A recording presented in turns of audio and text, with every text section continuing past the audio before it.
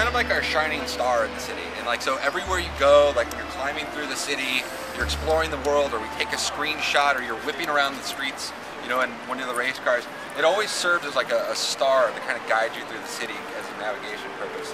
And so it's become a great tool for that in the game. Kind of like she was saying on the bus, one of my favorite stories actually I heard about the Eiffel Tower was when she was talking about how they sabotaged the lift going up to the top of it. And there's a saying that came out of it was that Hitler conquered Paris, but he never conquered the Eiffel Tower, because when he came to visit, he didn't want to actually walk all the way up to the top of the steps. And then, so they have all those pictures of, you know, Hitler basically on the ground, which are some of the most haunting images of the occupation I've ever seen. But then, strangely enough, it was said that, so that when it was sabotaged, they said that it just couldn't be repaired. It was impossible to repair during the war. But strangely enough, literally, like, I think it was like 2 or 3 hours after the Allies rolled back into Paris, the lift was suddenly repaired and fixed and working again. So it's kind of an interesting little story. The other thing, you know, in a game where literally the character can climb anything that looks like it can be climbed, it became like a big fantasy fulfillment that, you know, you can see why they've used this thing in so many different movies, like James Bond and the Rush Hour 3, Jackie Chan flipping through it.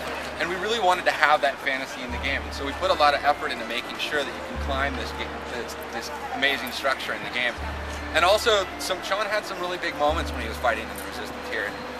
There's really 2 really big moments that took place here. One, actually, we have a race where Sean races through Paris, putting aside his personal goals of vengeance to kill Dierker and actually kind of fighting more actually for the cause of the Resistance, puts his goals aside, and the race actually starts right around here and it goes around the city and comes back. And eventually it kind of has a big finale actually underneath the Eiffel Tower and a big kind of explosive ending.